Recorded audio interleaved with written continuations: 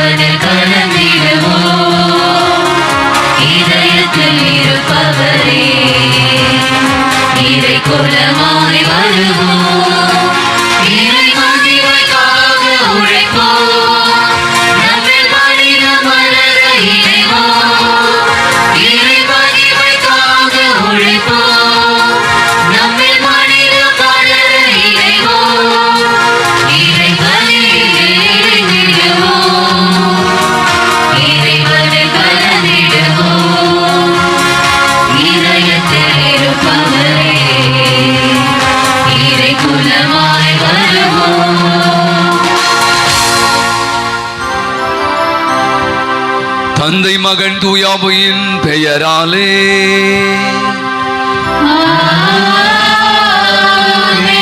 ஆண்டவரும் தலைவருமாகிய இயேசு கிறிஸ்துவினரிடம் கடவுளின் அன்பும் தூயாவின் தோழமையும் உங்கள் அனைவரோடும் இருப்பதாக.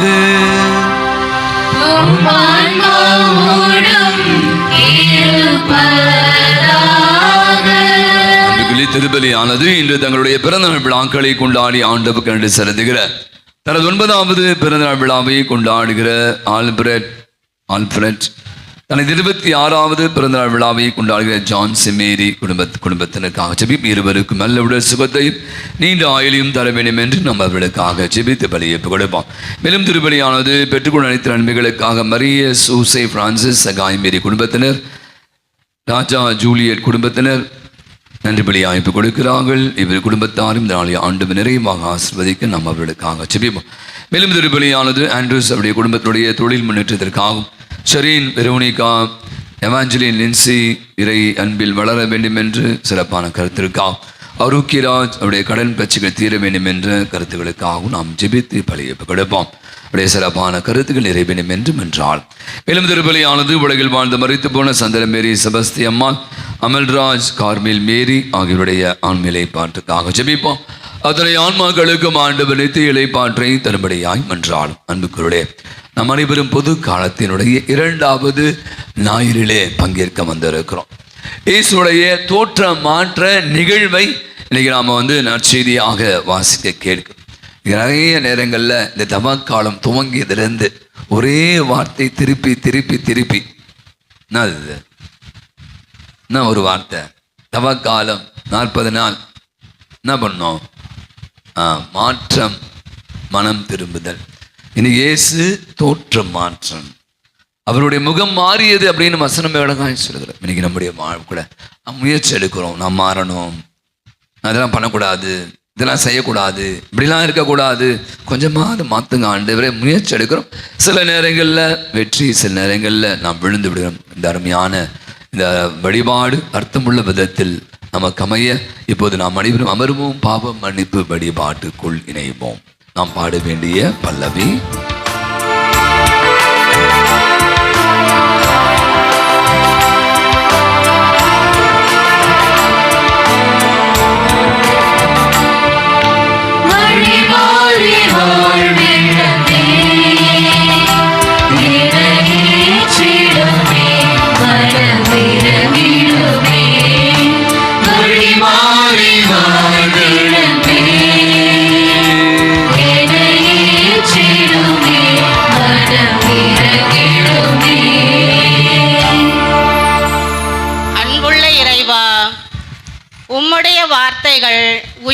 உள்ளது.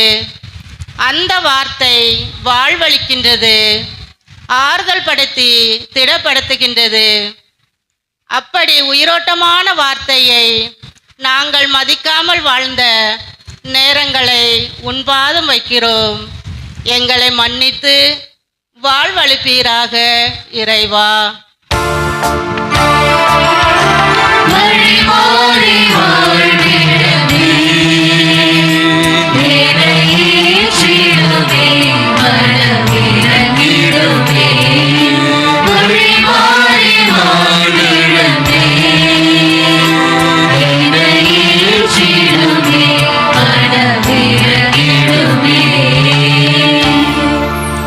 வானதூதர் உண்ணும் மன்னாவினால் இஸ்ரவேல் மக்களை வழி நடத்தினவரே, இன்று எங்களுக்காய் நற்கருணையில் உயிரோடு திருப்பலியில் உடைக்கப்படுகிறது.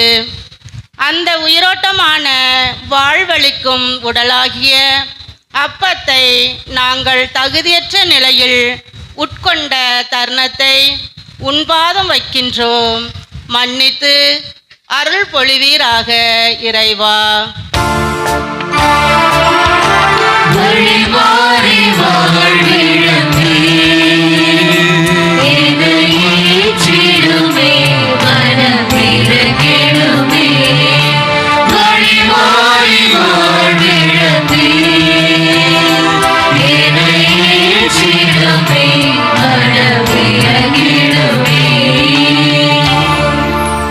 உலகிற்கு ஒளியாயிருங்கள் என்றவரே இறைவா, நாங்கள் அடுத்தவரிடம் குறை பேசிக்கொண்டு பகட்டாக வாழ எங்களை பெருமை அடித்து கொண்டு வாழ்கிறோம். உம்முடைய ஒளியை அடுத்தவர் முன் ஒளிராமல் வாழ்ந்த நேரத்தை உன்பாதம் வைக்கிறோம். மன்னித்து எங்களுக்கு வாழ்வு அளிப்பீராக இறைவா.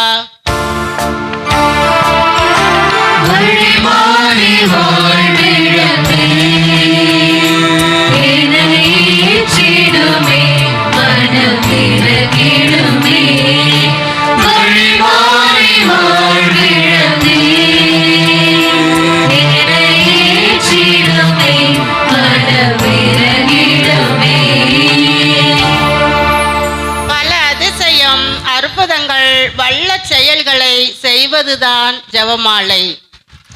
அற்புதம் என்னும் ஜெபமாலையை கையில் எடுக்காமல் குடும்ப ஜெபம் செய்யாமலும் கிடைத்த நேரங்களை வீணாக செலவழித்து நீர் கொடுத்த ஏதேன் தோட்ட வாழ்வை இழந்த தருணங்களை உன்பாதம் வைக்கிறோம். இறைவா, எங்களை மன்னித்து வாழ வைப்பீராக இறைவா.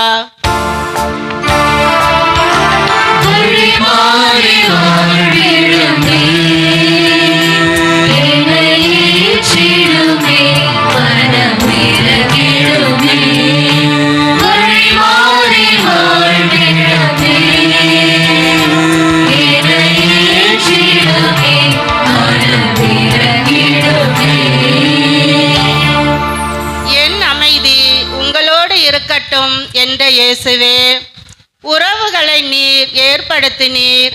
ஆனால் அந்த உறவுக்குள் நீயா நானா என்று போட்டி போட்டுக்கொண்டு உறவுகளை இழந்து பிரியும் நிலை ஏற்பட்டுள்ளது. அப்படிப்பட்ட உறவுகளை உன்பாதம் வைக்கிறோம். அந்த தருணத்தை மன்னித்து எங்களுக்கு ஒற்றுமையை அருள்வீராக இறைவா.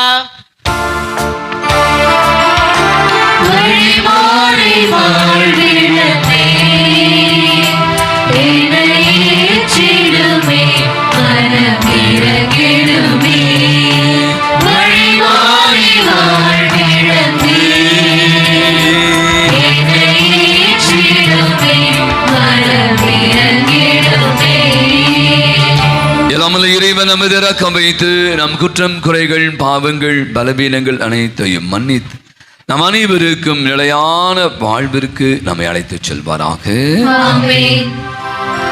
மன்றாடுவோமாக.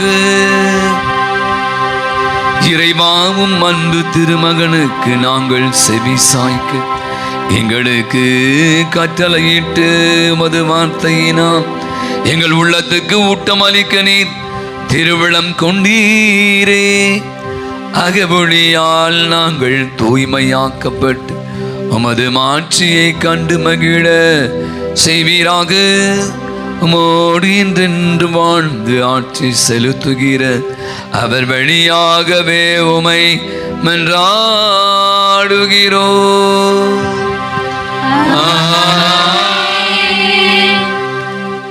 ஆண்டவர் ஆபிராமுக்கு அனைத்து ஆசீர்வாதங்களையும் தருவேன், வானத்து விண்மீன்களை எப்படி எண்ண முடியாதோ அதுபோல் உன் வழித்தோன்றலை பெருக பண்ணுவேன் என்கிறார் ஆண்டவர். ஆபிராமின் நம்பிக்கையை ஆண்டவர் அவருக்கு நீதியாக கருதினார் என்று கூறும் இறைவார்த்தைக்கு நாம் செவி மடுப்போம். தொடக்க நூலிலிருந்து வாசகம். அதிகாரம் 15, இறை வசனங்கள் 5 முதல் 12 மற்றும் 17 முதல் 18 மற்றும் 21 வரை. அந்நாட்களில் ஆண்டவர் ஆபிரகாமை வெளியே அழைத்து வந்து, வானத்தை நிமிர்ந்து பார், முடியுமானால் விண்மீன்களை எண்ணிப்பார், இவற்றை போலவே உன் வழிமரபினரும் இருப்பார் என்றார். ஆபிரகாம் ஆண்டவர் மீது நம்பிக்கை கொண்டார். அதை ஆண்டவர் அவருக்கு நீதியாக கருதினார். ஆண்டவர் ஆபிரகாமிடம், இந்நாட்டை உனக்கு உரிமை சொத்தாக அளிக்க உன்னை கல்தேயரின் ஊர் என்ற நகரில் இருந்து இங்கு அழைத்து வந்த ஆண்டவர் நானே என்றார். அதற்கு ஆபிரகாம், என் தலைவராகிய ஆண்டவரே, இதை நான் உரிமையாக்கிக் கொள்வேன் என்பதை எப்படி தெரிந்து கொள்வேன் என்றார். ஆண்டவர் ஆபிரகாமிடம் 3 வயதுள்ள இளம் பசு, 3 வயதுள்ள வெள்ளாடு, 3 வயதுள்ள செம்மறியாடு, ஒரு காட்டுப்புறா, ஒரு மாடப்புறா ஆகியவற்றை என்னிடம் கொண்டு வா என்றார். ஆபிரகாம் இவற்றையெல்லாம் அவரிடம் கொண்டு வந்து அவைகளை 2 கூறுகளாக வெட்டி ஒவ்வொரு பகுதியும் அதற்கு இணையான பகுதிக்கு எதிரெதிரே வைத்தார். ஆனால் பறவைகளை அவர் வெட்டவில்லை. துண்டித்த உடல்களை பறவைகள் தின்ன வந்த பொழுது ஆபிரகாம் அதை விரட்டிவிட்டார். கதிரவன் மறையும் நேரத்தில் ஆபிரகாமுக்கு ஆழ்ந்த உறக்கம் வந்தது. அச்சுறுத்தும் காரிருள் அவரை சூழ்ந்தது. கதிரவன் மறைந்ததும் இருள் படர்ந்தது. அப்பொழுது புகைந்து கொண்டிருந்த தீச்சட்டி ஒன்றும் எரிந்து கொண்டிருந்த தீப்பந்தம் ஒன்றும் அந்த கூறுகளுக்கிடையே சென்றன. அன்றே ஆண்டவர் ஆபிரகாமுடன் ஒரு உடன்படிக்கை செய்து, எகிப்திலுள்ள ஆற்றிலிருந்து யூப்ரசிசு பேராறு வரை உள்ள இந்நாட்டை உன் வழிமரபினருக்கு வழங்குவேன் என்றார். ஆண்டவர் வழங்கும் அருள்வாக்கு.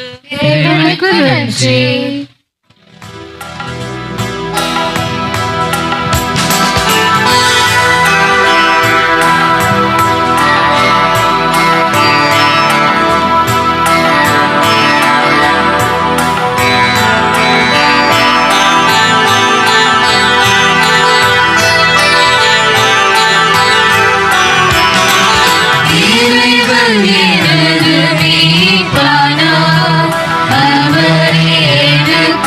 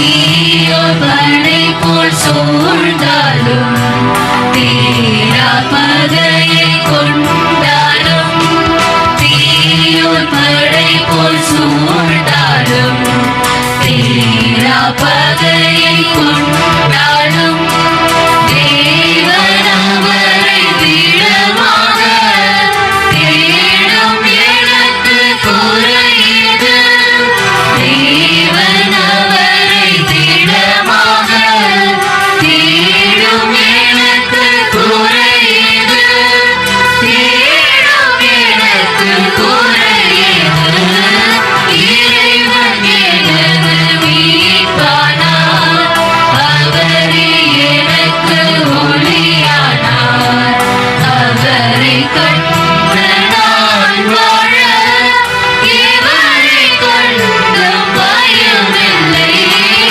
இறைவன் எனது மீட்பானார் அவரே எனக்கு ஒளியானார் அவரை கண்டு நான் வாழ இவரை கண்டும் பயமில்லை இறைவன் எனது மீட்பானார்.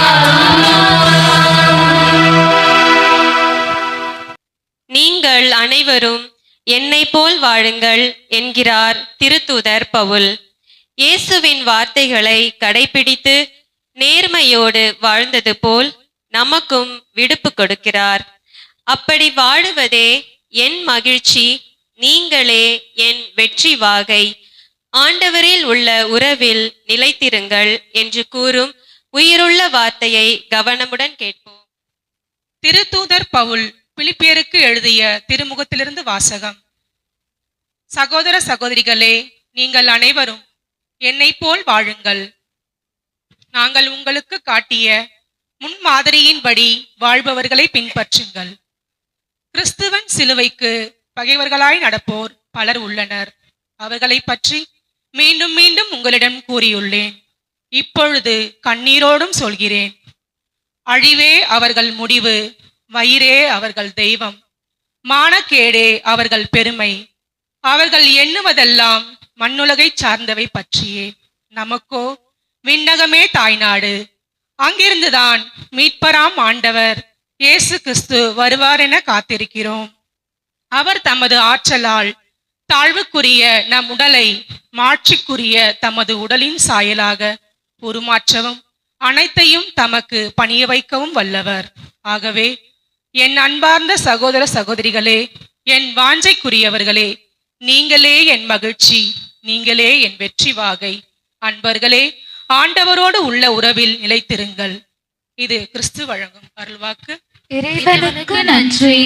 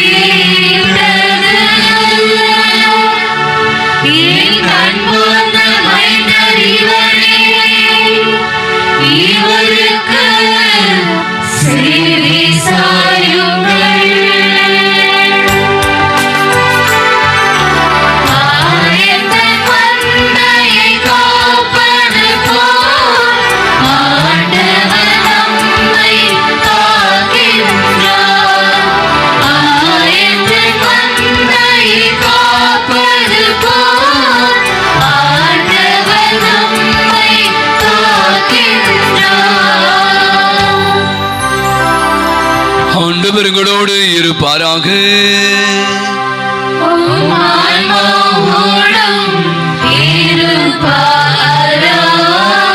புயலுக்காழுதின செய்திருந்து வாசகம்.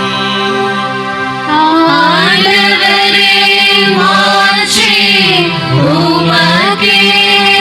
நற்செய்தி அத்தியாயம் 9 இறைத்துறை வசனங்கள் 28 36 முடிய. இயேசு பேதுருவும் யோவானையும் யாக்கோபையும் கூட்டிக் கொண்டு இறைவனிடம் வேண்டுவதற்காக ஒரு மலை மீது ஏறினார். அவர் வேண்டிக் கொண்டிருந்த போது அவரது முகத்தோற்றம் மாறியது, அவருடைய ஆடையும் வெண்மையாய் மின்னியது. மோசே, எலியா என்னும் இருவர் அவரோடு பேசிக் கொண்டிருந்தனர். மார்ச்சிடம் தோன்றி அவர்கள் எருசலேமில் நிறைவேற இருந்த அவருடைய இறப்பை பற்றி பேசிக் கொண்டிருந்தார். பேதுரு அவரோடு இருந்தவரிடம் தூக்க கலக்கமாய் இருந்தார்கள். அவர் விழித்த போது மாட்சியோடு இலங்கிய அவரையும் அவரோடு இருந்த இருவரையும் கண்டார்கள். அவ்விருவரும் அவரை விட்டு பிரிந்து சென்ற போது பேதுரு இயேசுவை நோக்கி, ஆண்டவரே, நாம் இங்கு இருப்பது நல்லது. உமக்கொன்றும் மோசேக்கொன்றும் எலியாவுக்கொன்றுமாக 3 கூடாரங்களை அமைப்போம் என்று தாம் சொல்வது என்னதென்று தெரியாமலே சொன்னார். இவற்றை அவர் சொல்லிக் கொண்டிருக்கிற பொழுது ஒரு மேகம் வந்து அவர்கள் மேல் நிழலிட அம்மேகம் அவர்களை சூழ்ந்த போது அவர்கள் அஞ்சினார்கள். அந்த மேகத்தினின்று, இவரே என் அன்பார்ந்த மைந்தர், நான் தேர்ந்து கொண்ட விவரே, இவருக்கு செவி சாயுங்கள் என்று ஒரு குரல் ஒலித்தது. அந்த குரல் கேட்டபோது இயேசு மட்டுமே இருந்தார். தாங்கள் கண்டவற்றில் எதையும் அவர்கள் அந்நாட்களில் யாருக்கும் சொல்லாமல் அமைதி காத்தார்கள். ஆண்டவரின் அருள்வாக்கு.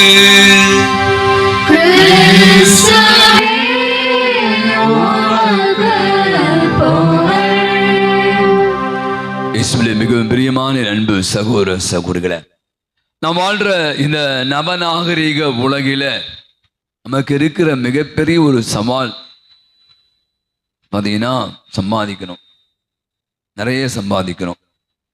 இப்போ நிறைய பேர் சொல்கிறாங்க, ஒரு நண்பரை சந்தித்தேன், அவர் வீட்டுக்கு என்னை கூப்பிட்டார். அப்போ சொன்ன மாதிரி ஒரு வேலை செய்து கொண்டு இருக்கிறார். ஒரு மாதம் ஒரு 50,000 60,000 வந்துங்க. அந்த வேலையில் மாற்றி ஒரு புதிய தொழில் தொடங்கலாம் அப்படின்னு நினைக்கிறார். அப்போ தொழில் தொடங்கும் போது அதனுடைய நெளிவு சுழிகள்லாம் என்னோட வந்து கலந்து கொண்டு பேசி கொண்டு இருந்தா. அப்போ நானும் சொன்னேன், தொழில் என்பது அவ்வளவு கஷ்டம், ஆனால் அதுக்காக நிறைய உழைப்பு தேவை. பார்த்தீங்க என்றால் பேசி கொண்டு இருக்கிற போது அவங்க வீட்டில் சொல்லுவாங்க, வாரம் மாதம் சம்பளம் வருது, அதை விட்டுட்டு எதுக்கு இந்த தொழில் இதெல்லாம் பண்ணிட்டு ஏன் தேவையில்லாமல் அப்படின்னு அந்த குடும்பத்தில் இருந்தவங்க சொன்னாங்க. அப்புறம் அவருக்கு விளக்கம் சொல்லி அதுக்கப்புறம் அவர் தொழில் தொடங்கி இப்போது ஓரளவுக்கு நல்லா செய்து கொண்டு இருக்கிறார்.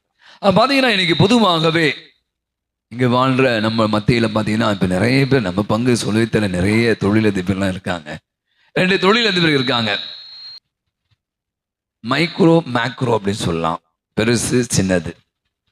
2 பேருமே தொழில் தொடங்குறாங்க. ஒருத்தர் வந்து தொடங்குறார், நிறைய விஷயங்கள் செய்யறதில்லை. ரொம்ப நீங்கள் சொல்லுங்க, போதங்க என்னதுக்கு ரொம்ப அகலக்கால வைக்கணும், எதுக்கு ரொம்ப கஷ்டப்படணும், ஏன் எக்ஸ்டெண்ட் பண்ணணும், போதும் இதுவே போதும். இன்னொருத்தர் வந்து இல்லை நிறைய உழைக்கணும், நிறைய எக்ஸ்டெண்ட் போகணும், நிறைய பண்ணணும் அப்படின்னு ஒரு முயற்சி எடுக்கிறார். இந்த நான் சொன்ன இந்த முதலாமவர் பார்க்குறேன், என்னடா நம்ம பண்ணுறோம் ரொம்ப பெருசாக ஒன்றும் வருமானம் வந்த மாதிரி தெரியல, அவர் பாருங்களேன், அவரு எடுக்கிற காரையெல்லாம் தொடங்குது, அவர் எப்படி வெற்றி பெறுகிறார் என்று அவரிடம் கேட்பதற்காக சொல்றார். நீங்களும் தொழிலதிபர், நானும் தொழிலதிபர். ஆனால் நீங்கள் பாருங்களேன், நீங்கள் ஒரு பெரிய ஆளாக இருக்கீங்க, நான் இன்னும் வளரவே இல்லை, அந்த அளவுக்கு பெரிய ஆளாக வரல, என்ன நினைக்கிறீங்க, என்ன ஒரு குறைபாடு சொல்லுங்க அப்படின்னா. அப்போது இந்த 2வது தொழிலதிபர் பெரிய தொழில் செய்கிறவர் சொன்னார், நான் கழுகுகளோடு போராடுகிறேன், கழுகுகளை வேட்டையாட விரும்புகிறேன். நல்லா கவனிங்க வார்த்தை. அப்ப என்னுடைய நோக்கம் எல்லாம் வானத்தை ஆகாயத்தை நோக்கி இருக்கிறது.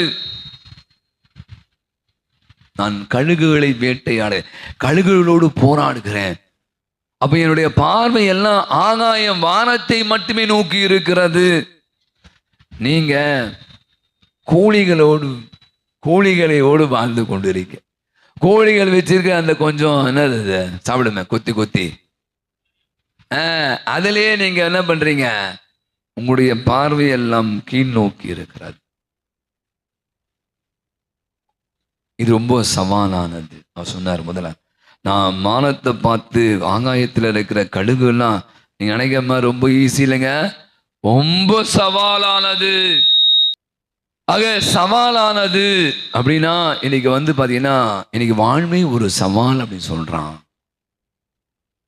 நம்ம வாழ்க்கையில என்ன பண்ண போறீங்க, உங்க கண்முன்பாங்க நிறைய விஷயம் இருக்கு. இன்னைக்கு அந்த சோசியல் மீடியாலெல்லாம் பாத்தீங்கன்னா நிறைய பேர் பயங்கரமா பேசுறாங்க. நேற்று ஒருத்தர் பேசுறாரு, அது எனக்கு பிடிச்சிருந்து, அதுக்காக நான் சொல்றேன். அவர் சொல்லுவதை நியாயப்படுத்துவது என்னுடைய வேலை இல்லை. ஒருத்தர் ஹாரிஸ் என்ப ஒரு இசை அமைப்பார். ஒருத்தர் குடிக்கிறார், ஒருத்தர் சிகரெட் பிடிக்கிறார் அப்படின்னா அவர் தனக்கான தன்னுடைய வாழ்வை அழித்துக் கொள்கிறார் அப்படின்ற. ஆனா அவர் சொல்றாரு, இன்னைக்கு நிறைய பேர் இந்த இஎம்ஐ கடன்களை எல்லாம் நிறைய வாங்கிட்டு அவர் மட்டும் அழியாம், அவர் குடும்பத்தையும் பிள்ளைகளையும். உனக்கு எத்தனை காட்சிகள் இந்த வாரத்தில் நடந்த நிகழ்ச்சியா நீங்க பாத்தீங்கன்னா பயமா இருந்துச்சு. ஒரு டாக்டர், அவருடைய மனைவி ஒரு வக்கீல், 2 பிள்ளைகள், கடன் 5 கோடி ரூபாய் வாங்கிட்டாரு, அகலக்கால் விழிச்சிட்டாரு. எப்படி அதை கொடுக்க திருப்பி தெரியல. ஒரு டாக்டர்கிட்ட இல்லாத பணமா? அவங்க ஒரு வக்கீல் வேற. இன்னைக்கு எப்படிலாம் வக்கீல் சம்பாதிக்க ஒரு வாழ்வு, அந்த குடும்பமே அழிந்து போனது. அவை நீங்க பாத்தீங்கன்னா நம்முடைய வாழ்வு ஒரு மிகப்பெரிய சவால். நான் யோசிச்சு பார்த்தேன், இன்னைக்கு இந்த இயேசு தவக்காலம், இதை கூட நம்ம சிந்திக்கலாம். தவக்காலத்தை 40 நாள் நீங்க எடுத்துங்களேன். ஏதாவது ஒரு காலையில சாப்பிடாம இருந்திருப்பீங்க, கரிமீன் சாப்பிடாம இருந்திருப்பீங்க, வேற ஏதோ சில விஷயங்களை நீங்க விட்டுடணும்னு நினைச்சிருப்பீங்க. அதெல்லாம் விடுங்க, காலையில சீக்கிரமா எழுந்திக்கணும்னு நினைப்பீங்க பாத்தீங்களா?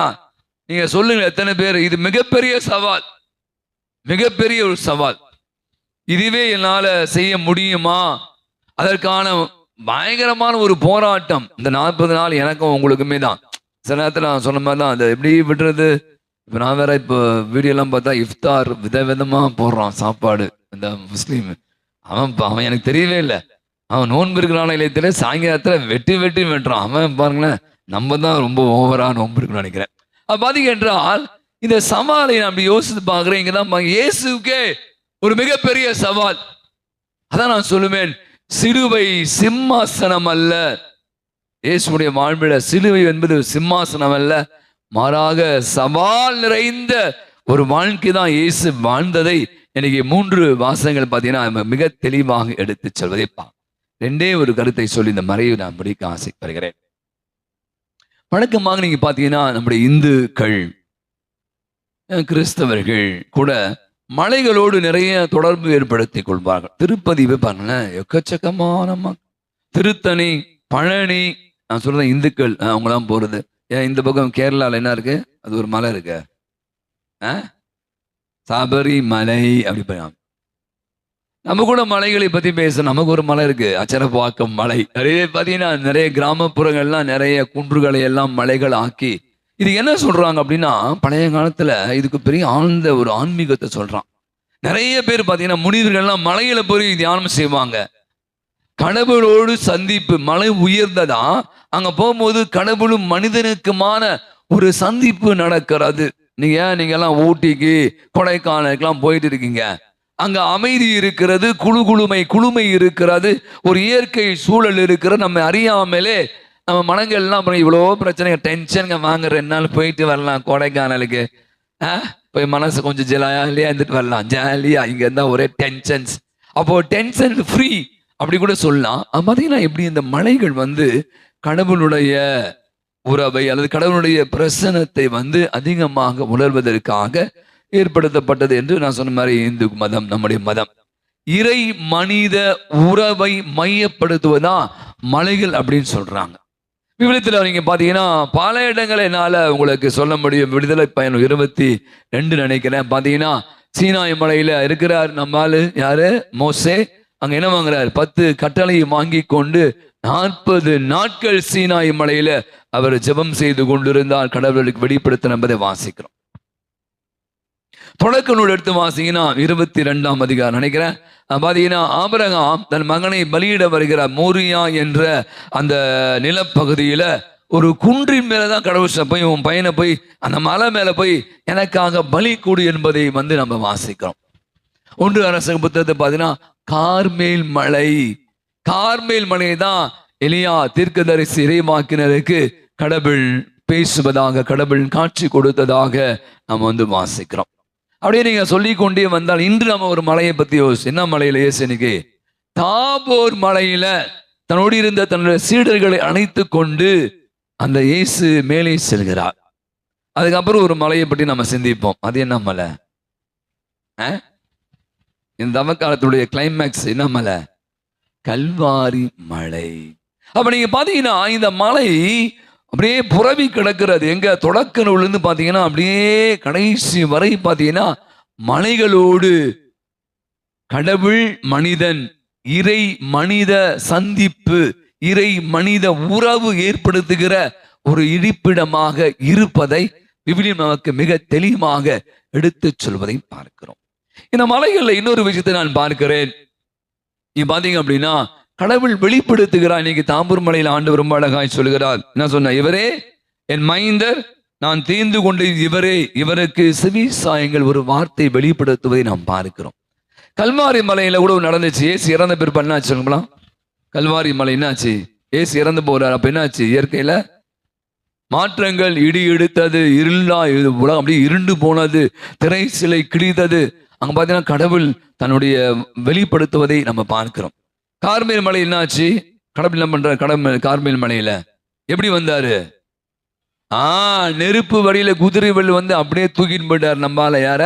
எலியாவை. பாத்தீங்கன்னா இந்த மலைகள் வந்து சும்மா நான் சொன்ன மாதிரி நீங்க ஆழமா போய் கூட இது பண்ணலாம். பாத்தீங்கன்னா இது ஒரு கடவுள் மனிதனோடு உறவு கொள்வதற்கான ஒரு இடமாக இருப்பதை பார்க்கிறேன். அப்ப இப்படி யோசிச்சு கொண்டு இருந்த போது நீங்க கேட்கலாம், எதுக்கு இந்த பலிப்பீடம்? நீங்களாம் அங்க உட்கார்ந்து இருக்கீங்க, சாமியார் இங்க இருக்கிறாரு, உங்கள இருந்து அவர் வந்து பெரிய ஆளு. அவரும் உங்களை மாதிரி ஒருத்தர் தான். ஒவ்வொரு முறையும் இந்த பலிப்பீடம் என்பது நமக்கு என்ன சொல்வது தெரியுமா? இயேசு எங்க இறந்தாரு? கல்வாரி மலையில் இறந்ததை, அந்த பலியை தான் இங்க வந்து நம்ம என்ன பண்றோமா? நினைவுபடுத்தி கொண்டிருக்கும். இயேசு இது என் உடல், என் ரத்தம் என்று பிட்டு நமக்கு கொடுத்து கொண்டு. அப்ப இது என்ன இடம்? இதன் வழியாவும் கடவுள் என்ன பண்ற? தன்னுடைய இறை மனித உறவு. அங்க சாமியார் இருக்கா, நீங்க இங்க இருக்கீங்க, நமக்குள்ள ஒரு உறவு. இங்கிருந்து வார்த்தைகள், இங்கிருந்த ஜெபங்கள், இங்க இருக்க பலி பொருட்கள் வழியாக கடவுள் தங்களோடு நம்மோடு பேசி கொண்டிருப்பதை வெளிப்படுத்துகிறது. அப்ப முதல் செய்தி நீங்க ரொம்ப தெளிவா பார்த்துக்கணும். இந்த மலை என்பது சாதாரண இல்லை. ஏதோ ஒரு மலை. நம்மலாம் போய் சீனா மலை, இந்த ஓலிலேண்ட் படம் பார்த்துருப்பீங்க, மற்ற மலை ஆனா அந்த மலைக்கு போகல. இந்த மலை இங்க பாருங்க, ஒரு பலி பீடம் என்பதே கல்வாரி மலை. அந்த கல்வாரி மலையில போய் நான் நீங்க போல கொல்கத்தா நாங்க போனோம். ஆச்சா, எங்க இந்த ஓலிலேண்ட் போகும்போது அங்க போய் தினந்தோறும் இயேசுவோடு உறவு கொள்வதற்காக, இயேசு நம்மிடம் சந்திப்பதற்காக வந்து கொண்டிருக்கிற பலிப்பீடம் என்பது மிக சிறந்த ஒரு இடம் என்று சொல்கிறாங்க. அப்ப இன்னைக்கு நாம முதல்ல இந்த பலிப்பீடம், திருப்பலி, நீங்க பாத்தீங்கன்னா வசனத்துல வாசிச்சோம், அது சொல்லி முடிச்சிடலாம். நீங்க பாத்தீங்கன்னா அவங்க எல்லாம் எப்படி இருந்தாங்க? சீடர்கள் 3 பேர் என்ன ஜாலியா இருந்தாங்களா? 3 பேர் எப்படி இருந்தாங்களா? வசனம் சொல்றது அவங்க எப்படி இருந்தாங்களா? என்ன பண்ணியிருந்தாங்க? அவர்கள் சொல்லுங்க, யாரோ சொன்னாங்க, அவர்கள் தூக்க கலக்கமாக இருந்தார்கள். 2வது பாயிண்ட் மிக முக்கியம். ஏன்னா எனக்கு ரொம்ப பிடிக்கும். நான் வந்து நின்னாலே போதும் 4 பேர் தூங்கிடுவாங்க. அதுவும் நான் பேச ஆரம்பிச்சா போதும் தாலாட்டு பாடுற மாதிரி இருக்கும் அவங்களுக்குலாம். ஏன் சொல்லு, கோயிலில் ஒரு அம்மா வரும், கோயிலில் வந்தா தான் ஃபாதர் எனக்கு தூக்கம் வருது. அவன் செம்ம கோவம் வரும். வீட்டில் ஒழுங்கா தூங்காம நைட்டு ஃபுல்லாக வீடியோ பார்த்து சினிமா பார்த்துட்டு செல்லை பார்த்துட்டு நான் வந்து அன்பாந்தவர்களே ஒன்று குரட்டை தான் உள்ள நினைக்கிறேன்.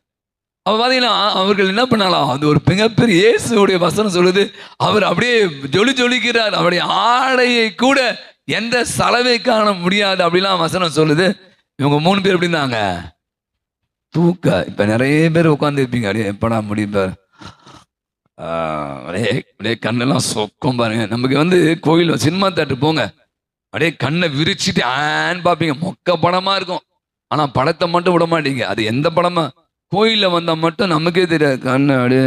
அதுவும் சாமியார் பிரசங்க வைக்க ஆரம்பிச்சா நீங்க வந்து உங்களுக்கு தூக்க அனஸ்தீசியா கொடுக்க வேணாம், தூக்க மாத்திரை போட்ட மாதிரி அப்படியே. வெளியே கூட அப்படிதான், உள்ள மட்டும் இல்லை, வெளியே நிறைய பேர் செல்ல நோண்டு இருப்பாங்க. செல்ல நோண்டு மாதிரி தூக்கம் வராது. 2 மணி நேரம் 3 மணி நேரம் தூக்கம் வராது. ஆனா இந்த 10 நிமிஷம் மட்டும் அப்படியே. அப்ப நான் நினைச்சு பாக்குறேன், இந்த பலி பீடம், இந்த கல்வாரி மலை, இந்த திருப்பலி, இன்னைக்கு நான் நீங்க அவன் எங்க நிக்கிறாங்க? எங்க நாங்க தாபோர் மலையை நிக்கிறாங்க. இயேசு உரு மாற்றம், தோற்ற மாற்றம், அப்படியே பழகுறாரு. ஆண்டவர் பேசுறார். எவ்வளவு ஒரு பியூட்டிஃபுல்லான இடம். அவங்க என்ன பண்ணாங்க? they miss it. 3 பேர் என்ன பண்ணாங்க? தூக்க கலக்கமா. இன்னொருத்தர் தூக்க கலமா இருப்பான். அது எங்க சொல்லுங்க பாப்பா பைபிள்ல? இயேசு ஜோம் பண்ணிட்டு இருப்பாரு. அப்ப என்ன சொல்லுவாங்க? கெத்செமனியில அவர் போய் ஆண்டவரே எனக்கு இந்த துன்பக்காலம் இவங்க எல்லாம் இன்னுமா அவருங்க 1 மணி நேரம் எனக்காக விழித்திருந்து ஜெபிக்க முடியாத பாரு. உங்களையும் என்ன தான் கேட்கிறாரு. நீங்க கோயிலூர் வந்தாலே அப்படியே கண்ணு சொக்குது உங்களுக்கு. அப்ப இன்னைக்கு முதல் விஷயம், அப்ப இந்த இடம் இயேசுடைய கல்வாரி மலை, இந்த பீடம், இந்த பலி பீடம், இந்த திருப்பலி, நாம் ஒவ்வொரு முறையும் கடவுள் நம்மோடு உறவு கொள்கிறார். கடவுள் நம்மை சந்திக்க வரும்போது நீங்க என்ன பண்ணக்கூடாது, தூக்க கழகத்துல இருக்கக்கூடாது. ஏதோ நினைச்சுக்கிட்டு ஏதோ கடமைக்காக வந்தீங்கன்னா நீங்க தான் என்ன பண்றீங்க, மிஸ் பண்றீங்க. என்ற விஷயத்தை நான் யோசிச்சு பார்த்தேன். அப்படியே முகம் எப்படி மாறிதான் வசனம் அழகாய் என்ன சொல்றாங்க, லூக்கான சொல்ற அப்படியே முகத்தோற்றம் மாறியது. ஒரு பொண்ணு வந்துச்சு, ஆனா நீங்க கோச்சிப்பீங்க சொன்னா வழக்கம். மாதம் நீங்க எப்படி இப்படி இளமையா இருக்கீங்க. நான் சொன்னேன் ஒண்ணுமே இல்லப்பா, டெய்லி நீங்க இளமையா மாறு, விளையாட்டுக்காக சொல்றேன். முகத்தோற்றம் மனசுதான் முக்கியம் சொல்றான். முதல் பழைய ஏற்பாடுல தொடக்க நூல் எடுத்து வாசிங்கன்னா யாக்கோபு சண்டை போடுவார் பாருங்களேன். யாருக்கிட்ட, ஆண்டவர் சொல்ப. அப்போ அவர் சொல்லுவாங்க அவருடைய முகம் விட மாட்டாராம். பெனஹேல் பெனஹேல் அப்படின்னு சொல்லிட்டு அவருடைய பேருமா, அவர் முகம் மாறியது. யாக்கோபுடைய முகம் மாறியது. ஏன்னா அவர் அந்த மானத்தோடு சண்டை போட்டுனே இருக்கார். அவருடைய முகம் மாறியது. சீனாய் மலையில நம்மால் வராரு, மேல இருந்து கீழே வராரு. என்ன வர்றாரு கையில? அவருடைய முகம் எப்படி வீசுதான்? அவருடைய முகம் ஒளி வீசியது. வசனம் சொல்லுது, வசனம் சொல்லுது. முகம் அப்படியே ஒளி வீசு. உங்களோட என்ன பல ஆளு செம்மையா இருக்க. நம்மால போட்டுக்க ஃபவுண்டேஷனு அதெல்லாம் சொல்ல வரல நானு. அந்த முக தோற்றம் இயேசுடைய முகம் பாருங்களேன் எப்படி மாறியது. காரணம் அவருக்குள்ள யார் இருந்தா? ஆண்டவர் இருந்தார்.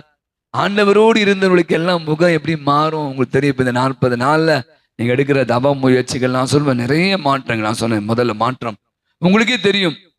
நானே உடம்பு இழைச்சிட்டேனோ, முகம் கொஞ்சம் நல்லா இருக்கோ, அழகாயிட்டேனோ, நிறைய என்னுடைய சிந்தைகள் மாறி போச்சோ, என் பார்வை மாறி இது மாற்றம்.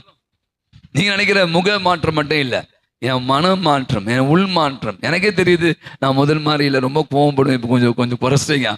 யாராவது கத்தனா கூட அந்த சட்டை பண்ணல போயிட்டு இருக்கு. ஆனால் இன்னைக்கு அதுதான் இன்னைக்கு சொல்றாங்க.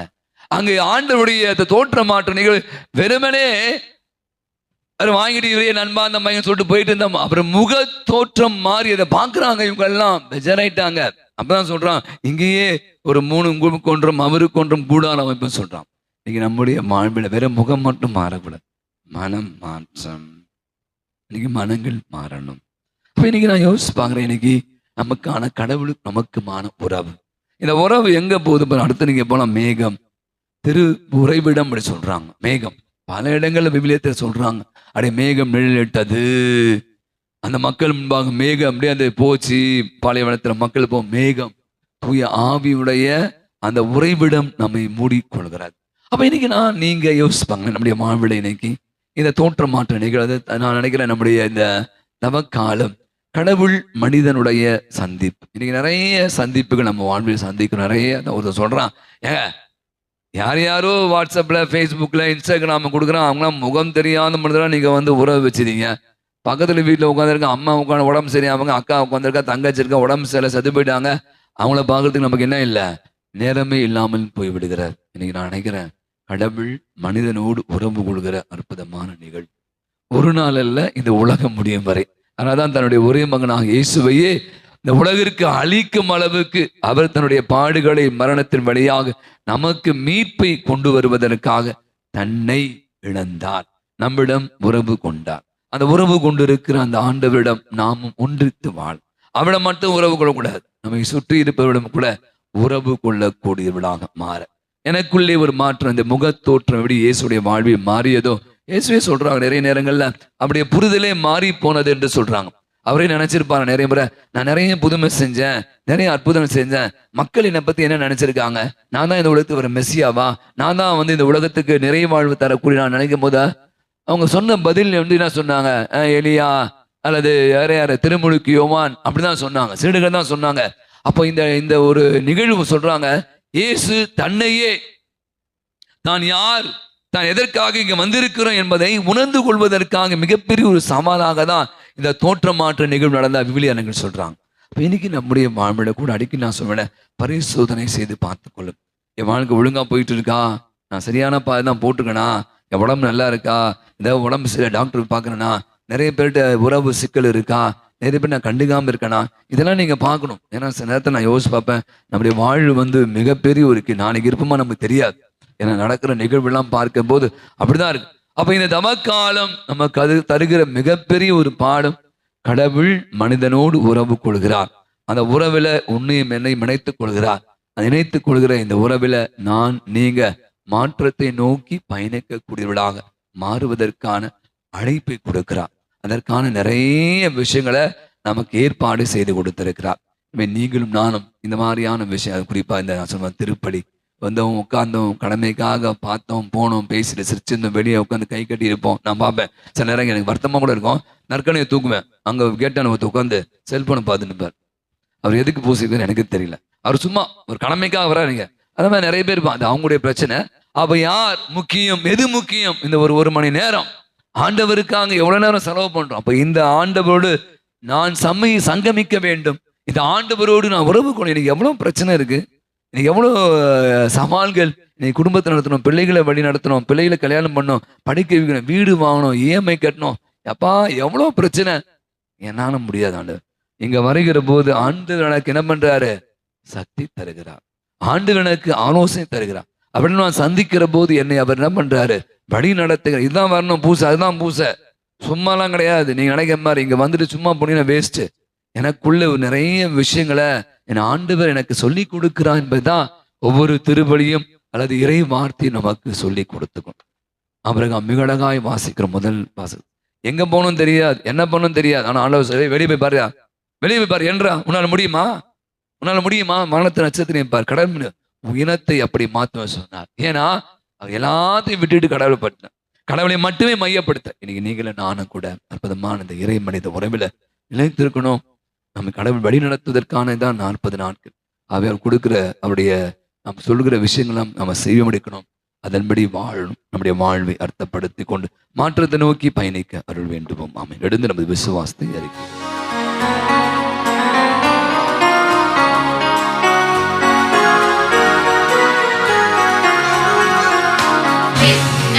மண்ணையும் படைத்தவராம் கடவுள் ஒருவர் இருக்கின்றார். தந்தை மகன் தூய ஆவியாராய் ஒன்றாய் வாழ்வோரை நம்புகிறேன். தூய ஆவியின் வல்லமையால் இறைமகன் நமக்காய் பலிகளானார். கன்னி மரியிடம் பிறந்தவராம் இயேசுவை உறுதியாய் நம்புகிறேன்.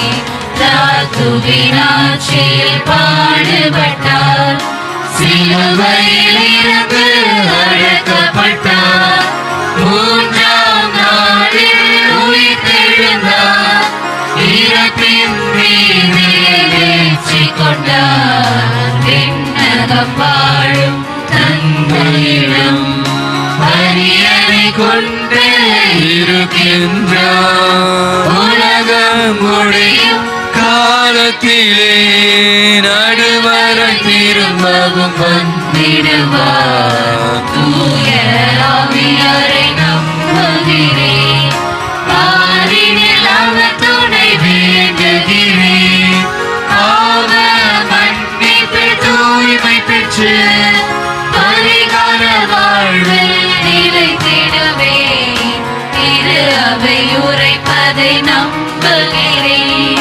புனிதர்கள் உறவை நம்புகிறேன். உடலின் உயிர்ப்பை நிலை வாழ்வை உறுதியுடனே நம்புகிறேன். ஆமென்.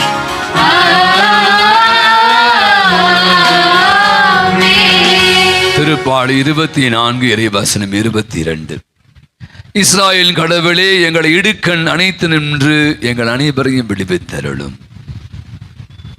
நம்முடைய வாழ்வை எப்போதும் நன்மைகளை செய்கிற ஆண்டவர் நம்மோடு இருக்கிறார் என்ற நம்பிக்கையில நமது விண்ணப்பங்களை தேவைகளை அவருடைய பாதத்தில் எடுத்து எம்புவோம். ஆண்டவரை நாடும் எனக்கு நன்மை ஏதும் குறையாது என்ற வார்த்தையின்படி குணப்படுத்துகிற இறைவா, எங்கள் திருத்தந்தையை உம்மிடம் ஒப்படைக்கிறோம். அவருக்கு உடல் சுகம் கொடுத்து அவரை இன்னும் அதிகமாக பலப்படுத்தி ஆன்ம சுகத்தோடும் உடல் சுகத்தோடும் வாழ இறைவா உம்மை மன்றாடுகிறோம். ஆண்டவரே, எங்கள் மன்றாட்டை கேட்டருளும். குருத்துவத்தை ஏற்படுத்தியவரே இறைவா, குருத்துவ அழைப்பை பெற்றுக்கொண்ட அனைத்து குருக்களையும் உம்மிடம் ஒப்படைக்கிறோம். எங்கள் பங்கு தந்தை, உதவி தந்தை அனைவரையும் ஆசீர்வதிப்பீராக. அவர்களுக்கு உமது தெய்வீக கரத்தால் உமது பணி செய்யவும், பங்கு மக்களை ஆர்வத்தோடு அன்பு செய்யவும் ஆசிர்வதிக்க இறைவா உம்மை மன்றாடுகிறோம். ஆண்டவரே, எங்கள் மன்றாட்டை கேட்டருளும். அன்பு இயேசுவே, நீர் சென்று பணி செய்த இடங்களில் கார் இருளில் இருந்தவர்கள் பேரொளியை கண்டது போல எங்கள் பங்கில் படிக்கும் 10, 11, 11ஆம் வகுப்பு மாணவர்கள் நல்ல மதிப்பெண்கள் எடுத்து ஒளி பெற்றவராய் படிக்க உமது அருள்கரம் நிறைவாக இறங்க இறைவா உம்மை மன்றாடுகிறோம். ஆண்டவரே, எங்கள் மன்றாட்டை கேட்டருளும். நோயாளிகளை குணப்படுத்தினவரே இறைவா, எம் பங்கில் வாழும் அனைத்து நோயாளிகளையும் உம் பாதம் வைக்கிறோம். பலவித நோயினால் வாடும் மக்களை உம் வார்த்தையினால் குணப்படுத்துவீராக. உம் தெய்வீக வார்த்தையினால் அவர்களை ஆறுதல் படுத்தி சோர்ந்து போகாமல் அவர்கள் உம் அன்பை பெற்று மகிழ்வோடு வாழ இறைவா உம்மை மன்றாடுகிறோம். சீனாய் மலையில் 40 பகலும் இரவும் மோசேயை வைத்து 10 கட்டளைகளை கொடுத்த இஸ்ரேல் மக்களை வழிநடத்தினவரே இறைவா, எங்கள் அன்பிய குடும்பங்களை உம் பாதம் வைக்கிறோம். அவர்களை திடப்படுத்தி உம் கட்டளைப்படி வாழ்ந்து இந்த தவ காலத்தில் நல்லபடியாக உம் வார்த்தையின்படி வாழவும் உள்ள சுகம் உடல் சுகம் கொடுக்க இறைவா உம்மை மன்றாடுகிறோம். தனிப்பட்ட தேவைகளுக்காக நாம் மௌனமாக ஜெபிப்போம். கண்களை மூடுவோம். வாசிக்கு கேட்ட இந்த இறை வசனம், தாம்பூர் மலைக்கு இயேசு என்ன பண்ணார்? இறைவேண்டல் செய்வதற்காக தன் சிடுகளை அழைத்து சென்றார். ஒவ்வொரு திருவிழையும் மிகப்பெரிய இறைவேண்டல். உங்களுக்கு தெரியும், ஜெபங்கள் எல்லாம் சிறந்தது திருப்பலி அப்படின்னு சொல்றான். அப்படின்னு நினைக்கிறேன், இந்த திருப்பலி என்பது ஏதோ ஒரு வாடிக்கையான வெட்டு சடங்கு முறை அல்ல. கடவுளோடு நாம் உறவு கொள்ள, அவர் நம்மை சந்திக்க எழுந்தள்ளி வருகிற அற்புதமான ஒரு கல்வாரி பலியை தான் நிறைவேற்றுகிறோம். அதுதான் இந்த இறைவேண்டல். இந்த மன்றாட்டலாம். ஏன்னா இதன் வழியாக நாம நம்முடைய தேவைகளை ஆண்டுடைய எடுத்து சொல்லுகிறோம். இயேசுவே ஜெபித்தார் அப்படின்னு வசனம் சொல்லுது. நாமும் ஜெபிப்போம், ஜெபத்தில் ஒன்றாக இணைவோம். அன்பில் ஆண்டவரே, அருமையான நல்ல நாளுக்கு என்னுடைய செலுத்துகிறோம்.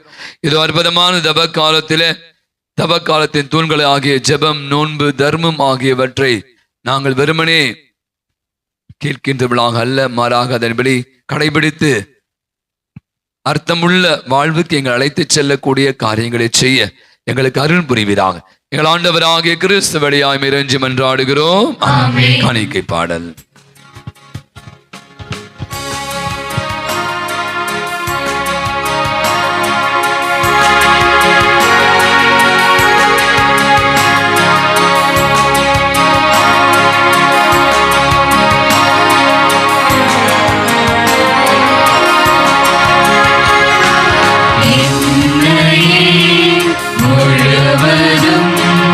உம்மிடம் தருகின்றேன்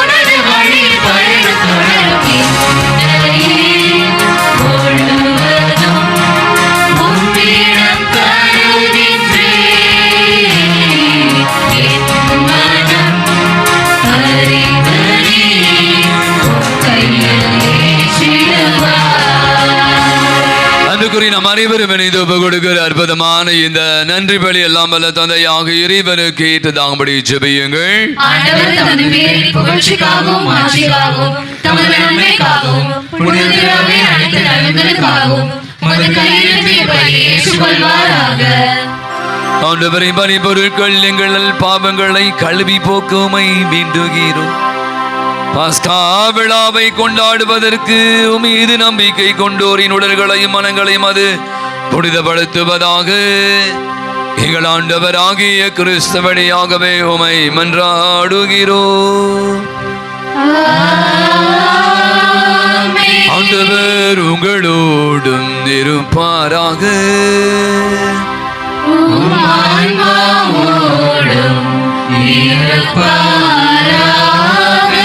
இதயங்களை மேலே எழுப்புங்கள்.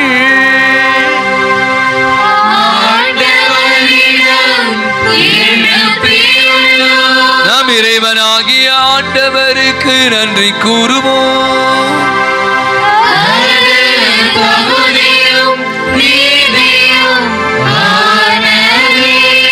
ஆண்டவரே, தூயவரான தந்தையே, என்றும் உள்ள எல்லாம் அல்ல இறைவா, என்னாலும் இவ்விடத்திலும் நாங்கள் உமக்கு நன்றி செலுத்துவதும் மெய்யாகவே தகுதியும் நீதியும் ஆகும். எங்கள் கடமையும் மீட்புக்குரிய செயலுமாகும். கிறிஸ்து தமது சாவை சீடர்களுக்கு முன் அறிவித்து புனித மலையில் தமது பேரொளியை வெளிப்படுத்தினார். அதனால் சட்டமுறை வாக்குகளும் சான்று பகர்ந்தவார் தம்பாடுகள் வழியாகவே உயிர்ப்பின் மாட்சிக்கு நாங்கள் வந்து சேர வேண்டும் என்பதை அவர் விளங்கச் செய்தார். ஆகவே ஆற்றல் மிகுந்த மின்னவரோடு சேர்ந்து நாங்கள் இம்மல்லுடைகளை அறாத மதுமாட்சியை கொண்டாடி முடிவின்றி ஆர்ப்பரித்து பாடுவதாவது.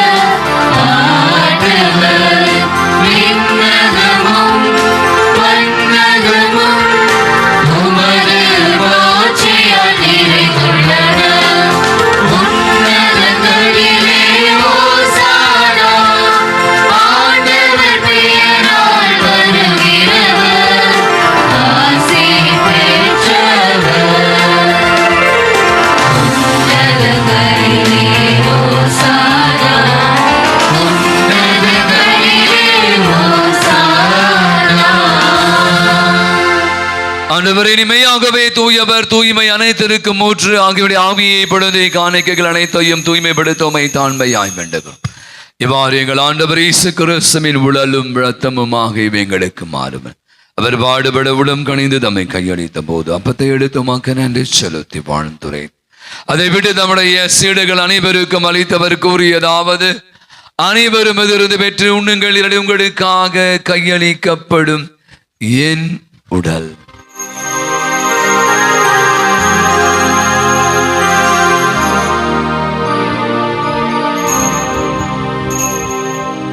அவனுமே இரவிருந்த அருந்தி பின்பு கிணத்தை எடுத்து மீண்டுமாக்க நன்றி கூறி நம்முடைய சீடர்கள் அனைவருக்கும் அளித்தவர் கூறியதாம்: அனைவரும் எதிர்ந்து பெற்று பருகுங்கள், புதிய நிலையான உடன்படிக்கை கூறிய ரத்தத்தின் கிண்ணம்.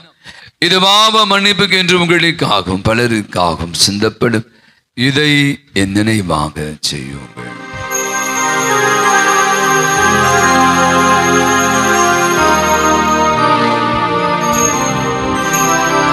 நம்பிக்கையின் மறைபொருள்.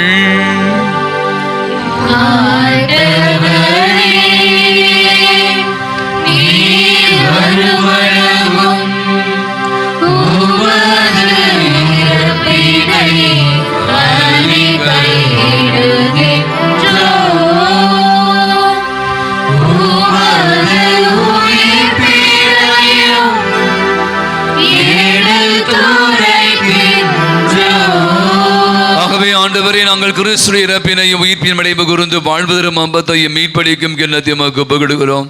தரும் என்று ஊழியம் புரிய தகுந்தவனை ஏற்றுக்கொண்டு நன்றி செலுத்துகிறோம். மேலும் கிறிஸ்தவரின் மத்தத்திலும் பங்கு கொள்ளும் எங்களை தூய் ஆவியால் ஒன்று சேர்க்க வேண்டும் என உண்மை தாழ்மையுடன் வென்றான். ஆண்டவரே, உலகெங்கும் பரவேக்கும் திரு அவை நினைவு கூர்ந்தோடும் எங்கள் திருத்தந்தை பிரான்சிஸ் எம்பியராய ஜார்ஜ் எல்லா திருநிலையினர் ஆகிய அனைவரும் திரு அவை அன்பின் நிறைவு பெற செய்திடும். இந்த புதிய நாளுக்காய் நன்றி செல்வோம். இந்த நாளை காண்பதற்குரிய அருடைய ஆண்டவர் நம் அனைவருக்கும் தந்திருக்கிறார்.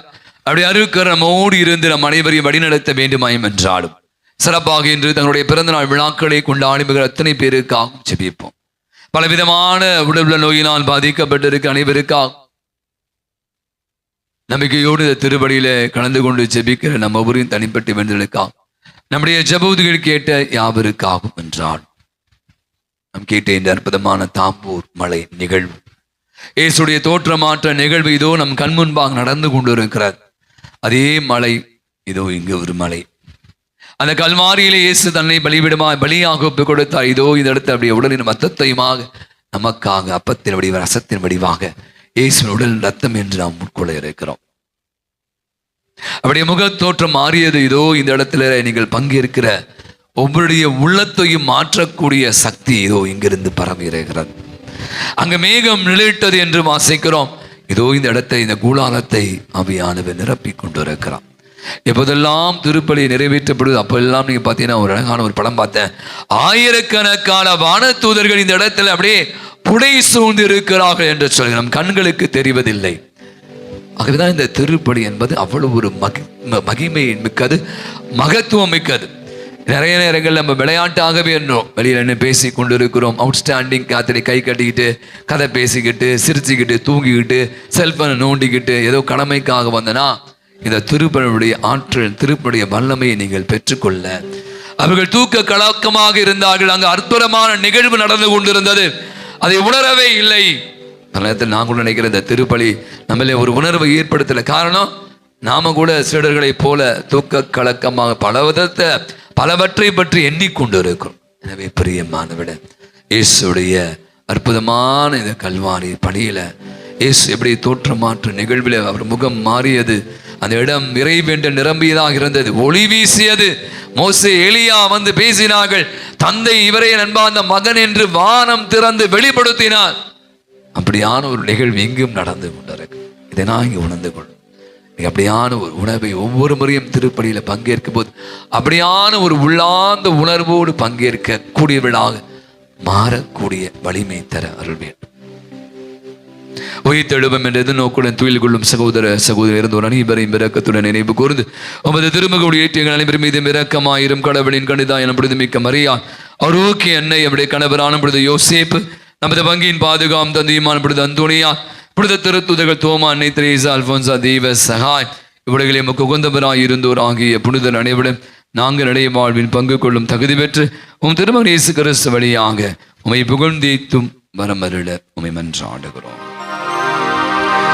இவர் வழியாக இவரோடு இவரில் எல்லாம் வல்ல இறைவனாகிய தந்தையே தூய ஆவியானவரின் ஒன்றிப்பில் எல்லா புகழும் ஆட்சியும் என்றென்றும் உமக்கு உரியதே.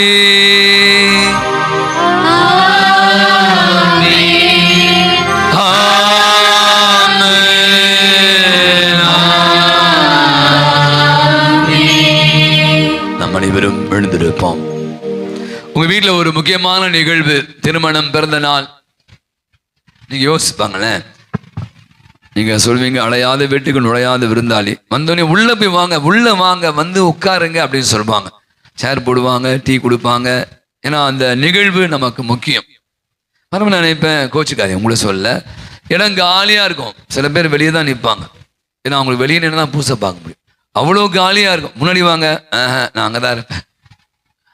அப்போ ஒரு கல்யாண வீட்டுக்கு, ஒரு பிறந்தநாள் வீட்டுக்கு, ஒரு நிச்சயதார்த்த சொந்தக்கார வீட்டுக்கு போனா முதல்ல உள்ள போயிருங்க. வெளியே நிற்பீங்களா? வெளியே நின்று என்ன அர்த்தம் தெரியுமா? என்ன அர்த்தம்? உங்களுக்கு வரவே இல்லை. இங்க பாருங்க, ஒரு விருந்து வேற. அந்த வீட்டில் நீங்க தண்ணி குடிப்பீங்களா, குடிக்க மாட்டீங்களா? டீ குடிச்சா என்ன அர்த்தம்? ஓகே, இல்லை இல்லை, நான் குடிச்சிட்டு வந்துட்டேன், நான் சாப்பிட்டு வந்துட்டேன், என்ன அர்த்தம்? நீங்களும் அவங்களா நல்ல உறவுல இல்லை. இங்க பாருங்க, ரொம்ப அர்த்தம். நீங்க யோசிங்க. சில நேரம் நாம அப்படி இல்லை. நான் பல முறை பலரை பார்த்துருக்கேன். வாங்க உள்ள வாங்க, நான் வெளியே தான் நிற்பேன், அது எப்படி தான் நிற்பேன். எதையாவது அவங்களுக்கு வந்து அது கொடி மரத்தான் நிற்கணும், அதான் பிடிக்குன்னு நினைக்கிறேன் சில பேருக்கு. ஆக இந்த ஆண்டவருடைய அற்புதமான பணியில நீங்களாம் முக்கியமானவர்கள். அவர் நமக்கு எவ்வளவு முக்கியம் என்பதை உணரக்கூடியவர்களா மாற வாழ அருள் வேண்டி கரங்களை விரிப்போம், கண்களை மூடி ஜெபிப்போம். வெள்ளொழுக இருக்கிற எங்கள் தந்தையே, மதாட்சி வருக, உமது திருவுள்ளம் விண்ணுலகில் நிறைவேறுவது போல மண்ணுலகிலும் நிறைவேறுக. எங்கள் அன்றாட உணவை இன்று எங்களுக்கு தாரும். எங்களுக்கு எதிராக குற்றம் செய்வோரை நாங்கள் மன்னிப்பது போல எங்கள் குற்றங்களை மன்னியும். எங்களை சோதனைக்கு உட்படுத்தாதேயும், தீமையிலிருந்து எங்களை விடுவித்தருளும். ஆண்டவரே, தீமை அனைத்தினின்று எங்களை விடுவித்து எங்கள் வாழ்நாளில் அமைதியை கனிவுடருளும் என்றால் இரக்கத்தின் உதவியால் நாங்கள் பாவத்திலிருந்து எப்போது விடுதலை பெற்று யாதொரு கலக்கமிடமாய் இருப்போமா.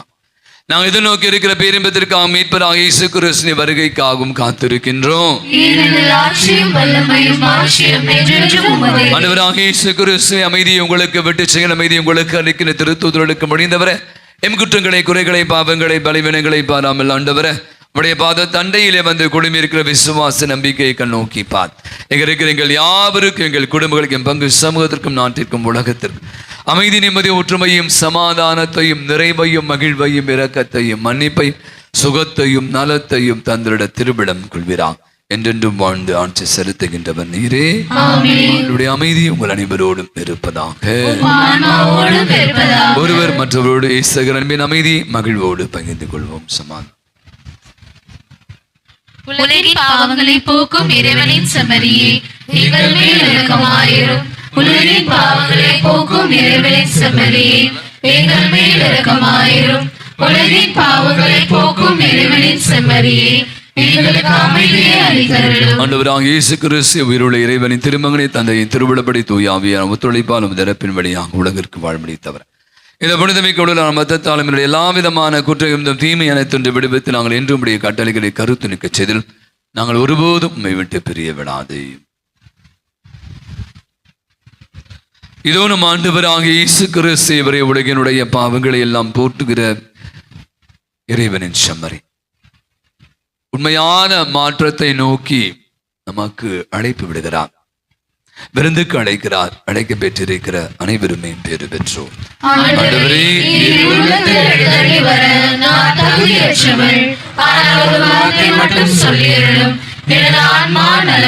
கிறிஸ்துவின் திருவுடலும் திரத்தம் நம் அனைவரையும் காத்து நமக்கு நிலை வாழ்வை அளிப்பதாக.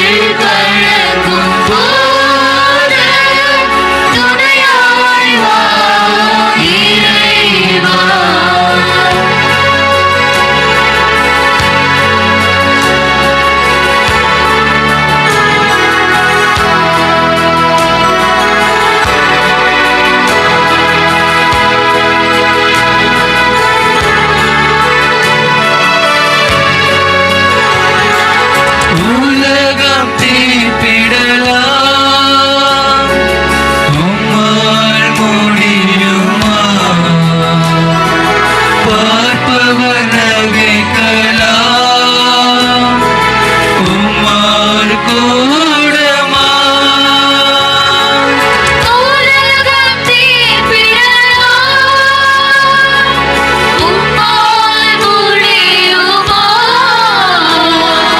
பார்ப்பவர் நகைக்கலாம்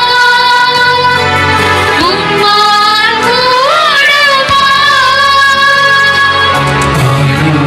குழந்தையை தாய் கூட மறக்கலாம், படைத்தவா நீர் என்னை மறப்பதில்லை. உலக உறவுகள் ஒதுங்கி செல்லலாம், உன்னத நீர் என்னை பிரிவதில்லை. பிரிவா நீர் என்னை பிரிவதில்லை. உள்ளம் உடையும் போது உறவாய் வா இறைவா. கண்கள் கலங்கும் போது துணையாய் வா இறைவா. உள்ளம் உடையும் போது உறவாய் வா இறைவா.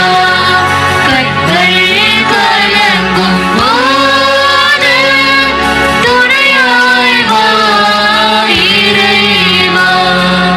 சிறகு இழந்த பறவை போல ஒடிந்த கிளையாய் தரையில் வீழ்ந்து உம்மை பார்க்கிறேன். என் உதவி உம்மிடமே. உம்மை பார்க்கிறேன். என் உதவி உம்மிடமே. யூபிலி 2025 இறைவேண்டல். விண்ணக தந்தையே, உம் திருமகனும் எம் சகோதரருமான இயேசு கிறிஸ்துவில் நீர் எங்களுக்கு வழங்கிய நம்பிக்கையும் தூய ஆவியார் வழியாக எங்கள் இதயங்களில் நீர் பற்றியறிய செய்த பிறரன்பு சுடரும் உமது அரசின் வருகைக்கான எதிர்நோக்கை எங்களில் தட்டி எழுப்புவனவாக நற்செய்தியின் விதைகளை நாளும் வளர்த்தெடுக்கும் நல்லோராய் உம் அருள் எம்மை மாற்றுவதாக. தீமையின் ஆற்றல்கள் மறைந்து உம் ஆட்சி நீடித்து ஒளிரும் பொருட்டு மானிட உள்ளங்களும் முழு அண்டவெளியும் புதிய விண்ணகம் புதிய மன்னகம் நோக்கிய காத்திருத்தலில் மாற்றம் பெறுவனவாக. யூபிலி கொண்டாட்டத்தின் அருள் விண்ணக செல்வங்களுக்கான ஆர்வத்தை எதிர்நோக்கிய திருப்பயணிகளாகிய எம்மில் தூண்டி எழுப்புவதாக. அதே அருள் எம் மீட்பரின் மகிழ்ச்சியையும் அமைதியையும் அகிலமெங்கும் அளிப்பதாக. என்றென்றும் போற்றுவதற்குரிய எம் கடவுளாகிய உமக்கே மாட்சியும் புகழும் இன்றும் என்றும் உரித்தாகுக.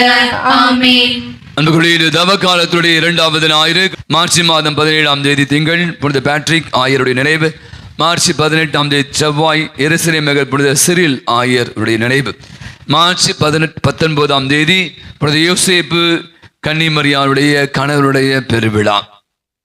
அன்புக்குரிய நாம் அறிவித்தது போல இன்று நம்முடைய மறைக்கல்வி மாணவ மாணவிகள் தங்களுடைய ஆண்டு விழாவை ஏற்பாடு செய்து கொண்டிருக்க 2வது திருப்பலி முடிந்தவுடனே நம்முடைய சமூக கூடத்தில் இந்த மறைக்கல்வியினுடைய ஆண்டு விழாவானது நடைபெற இருக்கிறார். எனக்கு தெரியும் இந்த நாட்களில் நான் கண்கூடாக பார்த்தேன் பிள்ளைகளுக்கெல்லாம் தேர்வுகள் இருந்தாலும் கூட பார்த்தீங்கன்னா நிறைய பெற்றோர்கள் இந்த பிள்ளைகளை உற்சாகமாக தினந்தோறும் இந்த ப்ராக்டிஸ் நான் கூட்டு வந்து நீண்ட நேரம் நிறைவேற்றி 8 மணி கூட அவங்க இருந்து சென்ற காட்சியை பார்த்தேன். எனக்கு ஒரு சில நேரத்தை யோசிப்பேன், ஸ்கூலில் ஆனுவல் டே அப்படின்னா நீங்கள் அதற்கு எடுக்கிற மெனக்கெடுக்குகள், அதுக்கு ட்ரெஸ் வாங்கி கொடுப்பீங்க, அதை போய் உட்காந்து மணிக்கணக்கு பார்த்து அவன் சும்மா நின்றப்போம் அப்படியே கை தட்டி அப்படியே மகிழ்வீங்க. ஆனால் இங்கே நீங்கள் பார்த்தீங்கன்னா ஒரு 95 பிள்ளைகளுக்கு மேற்பட்டவர்கள் 1 மணி நேரம் நமக்காக பல பாடல்கள் தாங்கள் கற்றுக்கொண்டதை எல்லாம் கலை வடிவிலே, அது டான்ஸாக இருக்கலாம், பாட்டாக இருக்கலாம், அல்லது வேறு ஏதாவது நடனமாக இருக்கலாம், நாடகமாக இருக்கலாம், அது வழியாக வெளிப்படுத்த இருக்கிறார். இதற்காக நிறைய உழைப்பு. நான் ஏன் இதை திருப்பதி சொல்கிறேன் அப்படின்னா நிறைய நேரங்கள் அந்த உழைப்பை நம்ம மெச்சுவதே இல்லை. எவான்னு போயிட்டே இருப்பீங்க, ஏமன் டான்ஸ் ஆனால் எனக்குன்னா நம்ம பிள்ளைகள் தான். நாம உற்சாகப்படுத்தாம வேற யாரும் உற்சாகப்படுத்த போறான். எனவே இதற்காக மறைக்கல்வி ஆசிரியர்கள், அருள் சகோதரர்கள் உதவி பங்கு தந்து என்று பல பேர் இதற்காக அதிகமாக உழைத்திருக்கிறார்கள். நான் சொன்ன 1 மணி நேரம் தான், இன்னும் 9:20 9:30 மணிக்கு தொடங்கிடுவாங்க. 10:30 மணிக்கெல்லாம் இந்த நிகழ்வு நிறைவு பெறும். எனவே பிள்ளைகளை பெற்றோர்கள் வந்து உற்சாகப்படுத்துங்கள். எனவே தொடர்ந்து நான் சொல்வேன், அத்தனை பேருக்கு நாம் பரிசளித்து மகிழ்விக்க இருக்கிறோம். அவ்வாறு கூட நீங்க பார்த்தீங்கன்னா நிறைய பேர் பார்ப்பேன், சாயங்காலம் பூசியா நிறைய பேர் இந்த பசங்களுக்கு இப்படியான வாய்ப்பை உருவாக்கி கொடுக்கறதே கிடையாது. இப்போ 8ஆம் கிளாஸ் படிக்கும்போது பெரிய ஆள்மல் பண்ணி உட்காந்துருப்பான் சேரா போட்டு. அவனுக்கு அந்த வாய்ப்பு கிடைக்கல. ஏன்னா அந்த மாதிரி மறைக்கல்விலாம் எவ்வளோ பெரிய ஒரு விஷயம், எவ்வளோ கற்றுக்கொள்ளலாம். நாங்களாம் அதை தான் கற்றுக்கிட்டோம். அதெல்லாம் நான் திருப்பி சொல்கிறேன், நிறைய பெற்றோர்கள் நீங்கள் ரொம்ப தப்புன்றீங்க, பிள்ளைகளை மறைக்கல்வி வகுப்பு அனுப்புறதே கிடையாது. முடிந்த அளவு நான் சொன்ன மாதிரி நிறைய பிள்ளைகளுக்கு வாய்ப்புகளை நாங்கள் உருவாக்கி கொடுக்கும், அதற்கு நீங்கள் ஒத்தாசை செய்யுமாறு கேட்டுக்கொள்கிறேன். அவ்வாறே நாம் அறிவித்தது போல இன்று நம்முடைய தவக்காலத்து 2ஆம் பாத யாத்திரை செல்ல இருக்கிறோம். வடசிரவாக்கம் பொழுது ஆரோக்கிய அன்னை ஆலயத்துக்கு நடைபயணமாக மேற்கொள்ள இருக்கிறோம். 2 மணிக்கு சொன்னேன், 2:30 மணிக்கு நாம் இங்கேருந்து துவங்குவோம். இங்கிருந்து 3 கிலோமீட்டர் தான். ஆகவே செல்வதற்கு எப்படியும் ஒரு 2 மணி நேரம், 1.25 மணி நேரம் ஆகும். 4:30 மணிக்கெல்லாம் செல்லலாம். அங்கே கடைசி நிலையை தியானிப்போம். அங்கே நமக்கு டீயும் ஸ்நாக்ஸும் ஏற்பாடு செய்யப்பட்டிருக்கு. எனக்கு தெரியும் கொஞ்சம் வெயில் அதிகமாக இருக்கிறது, இருந்தாலும் நம்ம டெய்லி நம்ம சுகருக்காக மற்றதுக்காக வாக் போகிற மாதிரி இது வாக்கிங் போகிற ஒரு நடைபயணம் அல்ல, மாறாக ஒரு அர்த்தமுள்ள ஒரு பயணம். நாங்கள் என்ன சொல்ல, தவக்காலத்தில் சிலுவையை சுமந்து கொண்டு சிலுவை பாதை தியானித்து கொண்டு பாடல்களை பாடிக்கொண்டு ஜெபமாலை ஜெபித்து கொண்டு செல்கிற காட்சி நிச்சயமாகவே இது ஒரு அர்த்தமுள்ள ஒரு பயணம். இது ஒரு புனித பயணம் கூட நான் சொல்வேன். ஏன்னா அப்படியான ஒரு பயணத்தை தான் மேற்கொள்கிறோம். கடந்த ஆண்டுகளை பார்த்தீங்கன்னா 4க்கு மேற்பட்டு வந்தாங்க. ஆகவே முடிஞ்ச அளவு நான் நடைபெறுகிற இந்த பாத யாத்திரை அநேகர் கலந்து கொள்வோம். இந்த மதிய வேளையில் இயேசுடைய பாடுகளை பல விதங்களை தியானிக்கிறோம். இந்த நடைபயணம் கூட அப்படியாய் அந்த தப முயற்சியின் ஒரு அடையாளமாக அமைய உங்கள் அனைவரையும் அன்போடு அழைக்கிறேன். 2:30 மணிக்கெல்லாம் இங்கே தொலைமுக, எனவே நம்ம சென்று வர வேண்டும். எனவே நேரத்தோடு கலந்து கொள்ள உங்களை அன்போடு அழைக்கிறேன். அவ்வாறு நான் அறிவித்த போல 22ஆம் தேதி சனிக்கிழமை நம்முடைய ஜூபிலி ஆண்டை முன்னிட்டு நம்முடைய மறைவட்டம் நுங்கம்பாக்கம் மறைவட்டத்தில் அளவில் ஜூபிலி தவக்கால சிறப்பு நிகழ்வானது ஏற்பாடு செய்யப்படுகிறது. இது நம்முடைய பக்கத்தில் இருக்க கீழ்ப்பாக்கம் நேர்ச்சை எண்ணெய் ஆலயத்தில் நடைபெறும். மாலை 4:30 மணிக்கு ஒரு 30-35 குருக்களை நாம் ஏற்பாடு செய்யும். பாம்பசனம் கேட்பதற்காக ஆராதனை நடைபெறும். அதைத் தொடர்ந்து ஜூபிலி சிலுவை பவனி இருக்கும். அதைத் தொடர்ந்து சிறப்பு திருப்பலி. அதன் முடிவிலே இந்த சிலுவை பாதி ஒளி நிகழ்வாக பிள்ளைகள் அழைத்து காட்டுவார்கள். அனைவருக்குமாக உணவு ஏற்பாடு செய்யப்படுகிறது. நமது பங்குச்சை பக்கத்தான் இருக்கு. எனவே 2 வீலர் 4 வீலர் வந்துடலாம். பக்கத்தில் இருக்க சிகா அப்படி என்று சொல்லக்கூடிய சலேசி இல்லத்தில் அங்கான பார்க்கிங் ஆனது ஏற்பாடு செய்யப்படுகிறது. வர முடியாதவர்களுக்கு நாம் இங்கிருந்து வாகன வசதி நாம் சொன்ன 25 பேர் தான் பேர் கொடுத்துருக்காங்க. எனவே நான் நினைக்கிறேன், நீங்கள் வருகிற புதன்கிழமைக்குள்ளாக பெயர்களை பதிவு செய்து கொள்ளுங்கள். சனிக்கிழமை மாலை 4 மணிக்கு இங்கிருந்து வண்டி கிளம்பும். எனவே வர விரும்ப வந்துடலாம். வர முடியாதவர்கள் இந்த வாகனத்திலே கலந்து கொள்ளலாம். பெயர்களை பதிவு செய்யுமாறு அன்புடன் கேட்டுக்கொள்கிறோம். அவ்வாறே உங்களுக்கு தெரியும், நம்முடைய பங்கில் அடுத்த வாரம் பல தவ காலத்து தவ முயற்சி பல எடுக்கிறோம். எனவே நம்முடைய இளம் பிள்ளைகளுக்காக ஒரு அரை நாள் தியானத்தை ஏற்பாடு செய்கிறோம். நிறைய இளம் பிள்ளைங்க யூத்தில் இருக்கிற பிள்ளைங்க மட்டும் இல்லை, இவங்கெல்லாம் இருக்காங்க பாத்தீங்க, படித்து கொண்டு இருக்க பிள்ளைகள், வேலை செய்கிற பிள்ளைகள், நிறைய பிள்ளைகள் பூசைக்கு அப்படியே போயிட்டே இருப்பாங்களே, அந்த மாதிரி பிள்ளைகள் அனைவருக்காக ஒரு அரை நாள் தியானம். தந்தை அமல வாணன் சலேச சபையைச்சன் தர்மபுரியில இருந்து நமக்காக இங்கே வருகிறார். காலை 10 மணியிலிருந்து ஆராதனையோடு துவங்கும். அதைத் தொடர்ந்து ஒரு டாக், அதைத் தொடர்ந்து திருப்பலி பாம்பசிங்கனும். மதிய உணவு 1 மணிக்கு இது நிறைவு பெறும். எனவே வீட்டில் இருக்கிற வயசு பசங்க அத்தனை பேரும் இப்போது போடா தவக்காலத்தை நடைபெறுகின்ற தியானத்தில் பங்கேற்க பிள்ளைகளை உற்சாகப்படுத்தி அனுப்பி வைக்க உங்களை அன்போடு அழைக்கிறோம். அவ்வாறே நம்முடைய பங்கில் வருகின்ற 30ஆம் தேதி தவக்கால திரு யாத்திரை நாம் மேற்கொள்ள இருக்கிறோம். இதை பற்றி நான் சொல்லிக் கொண்டே இருக்கிறேன். நம்முடைய திருவள்ளுவரை சுற்றி இருக்கிற ஆலயங்கள் மொத்தம் 8 ஆலயங்களுக்கு நாம் பயணிக்க இருக்கிறோம். காலை 8 மணிக்கு துவங்கி மாலை 6 மணிக்கு இது நிறைவு பெறும். ஆகவே இது காலை மாலை உங்களுக்கான தேநீர் ஸ்நாக்ஸ் கொடுப்பாங்க. மதிய உணவு ஏற்பாடு செய்யப்படுது. வண்டிக்கான கட்டணம் சேர்த்து மொத்தம் ஒரு ஆளுக்கு 400 ரூபாய். அவை நான் சொன்ன அன்பிய பொறுப்பாளர் வழியாக பெயர்களை பதிவு செய்யணும் வரல. நான் உணவு ஏற்பாடு செய்யணும், வண்டிகளை எல்லாம் புக் பண்ணணும். உங்களுக்கு தெரியும். அவை கடைசி நாள் வரை காத்திருக்க வேண்டாம். 23ஆம் தேதி அடுத்த ஞாயிற்றுக்கிழமை கடைசி நாள். அவை அன்பிய பொறுப்பாளருடைய பெயர்களை பதிவு செய்து கொள்ளுங்கள். நிறைய பேர் அன்பியவங்க சேர்ந்து சின்னசாமி கொடுக்குறீங்க. போல அன்பிய பொறுப்பாளர் கொடுங்க, அதுக்கப்புறம் சின்னசாமி கொடுக்கலாம். ஆகவே வெளியிலிருந்து வருகிறவர்கள் உதவி பகுதியிலும் பெயர்களையும் பணத்தையும் செல்போன் நம்பரையும் பதிவு செய்து கொள்ளுமாறு கேட்டுக்கொள்ள. வருகின்ற ஞாயிற்றுக்கிழமை கடைசி நாள். அவ்வாறே திருவிழாவின் போது புதுநன்மை என்ற அருட்சாதனம் பிள்ளைகளுக்கு கொடுக்கப்படுவது வழக்கமாக இருக்கிறது. 5ஆம் வகுப்பு படிக்கிற பிள்ளைகள், 10 வயது நிரம்பிய பிள்ளைகளுக்கு புதுநன்மை பெறுவதற்கான தகுதியானவர்கள். எனவே இந்த ஆண்டு நான் சொன்ன பேர் 16 பேர் கொடுத்துருக்காங்க. நீங்கள் பார்த்தா இன்னும் டைம் கொடுத்துனே இருக்கலாம். அப்படின்னா இல்லை, வருகின்ற ஞாயிற்றுக்கிழமை கடைசி நாள். ஆகவே இந்த பிள்ளைகளுக்கான வகுப்பு எப்போது துவங்கும் என்பதை நான் பின்னால் அறிவிப்பேன். பெயர்களையும் அன்பியத்தின் பெயரையும் செல் நம்பரையும் குடும்ப அட்டையும் எடுத்து வந்து சின்ன பாதலும் உதவி பங்கிடம் பெயர்களை பதிவு செய்து கொள்ளுமாறு கேட்டுக்கொள்கிறேன். நம்முடைய தமிழக ஆயர் பேரவை நம்முடைய தமிழகத்திற்கு அத்தனை கத்தோலிக்க கிறிஸ்துவ எண்ணிக்கை சென்சஸ் பற்றி எடுப்பதற்கான முயற்சி எடுத்தார்கள். நம்முடைய சென்னை மயிலை மறை மாவட்டத்திற்கான பல தயாரிப்புகள், நமது நுங்கம்பாக்கம் மறைமட்டும் இதற்கான தயாரிப்புகள், ஒவ்வொரு பங்கிலும் இது மாதிரி பிள்ளைகளை அனுப்பி இதற்கான ஒரு முயற்சிகளும் நம்முடைய பங்கில் இருக்கிற நம்முடைய பங்கு இளைஞர்கள் இளம் பெண்கள் இருபுறமாக இணைந்து பங்கில் இருக்க அத்தனை பேருடைய வீடுகளையும் சந்தித்து முதல் முறையாக இந்த மறைவிடத்தை நம்ம தான் ஃபர்ஸ்ட் முறையாக வந்து சென்சஸை கம்ப்ளீட் பண்ணிட்டோம். எனவே நம்முடைய பிள்ளைகளுக்கு ஒரு பலத்தை ஒரு கரவழி கொடுத்து இதற்காக அதிகமாக உழைத்திருக்கிறார். இந்த சிறப்பாக வழிநடத்திய நம்முடைய அன்பிய பொறுப்பாளர்கள் அன்பிய ஒருங்கிணைப்பாளர்களுக்கு ஒரு நன்றிகளை பலத்தை ஒரு கரவழி கொடுத்து நாம் அவர்களுக்கு தெரிவித்துக் கொள்வோம். வெள்ளிக்கிழமை சிலுவை பாதை, ஒவ்வொரு வெள்ளிக்கிழமை சிலுவை பாதை மாலை 6 மணிக்கு துவங்கும். முதல்ல சிலுவை பாதை, அதைத் தொடர்ந்து சிறப்பு திருப்பலி, அதைத் தொடர்ந்து நற்கருணை ஆராதனை நடைபெறும். 6 மணிக்கு தொடங்கி 8 மணிக்கு நிறைவு பெறும். இந்த வருகின்ற வெள்ளிக்கிழமை 65 வில்லியம் சலீச சபையைச் சேர்ந்தவர் ஐநாவரத்திலிருந்து வருகை தர இருக்கிறார். நமக்கு நம்முடைய பங்களை நீங்க பார்த்தீங்க அப்படின்னா நிறைய நேரங்கள் நம்ம நிறைய ஜபங்கள், தபங்கள், சிலுவை பாதைகள், ஆராதனைகள், தியானங்கள் எல்லாம் செய்து கொண்டிருக்கோம். அதோடு மட்டும் முடிந்து போவதல்ல.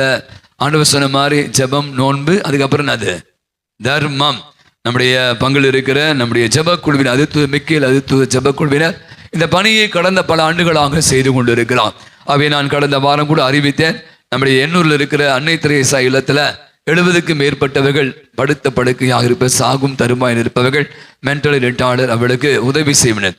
நம்முடைய பங்கில் இருக்க அநேகர் நிறைய அரிசி மூட்டைகள், அதுக்கப்புறம் சர்ஃபு, இந்த ஃபெனாயிலு, தேவையான பொருட்கள், பருப்பெல்லாம் கொடுத்து அவர்களும் குழுவோடு இணைந்து நேற்று தினம் ஒரு பணம்லாம் கூட கொடுத்துருக்காங்க. நேற்று தினம் வண்டியில் பாதி பொருட்கள் நம் பங்கு மக்கள் போய் சேர்த்து கொடுத்துருக்கோம்.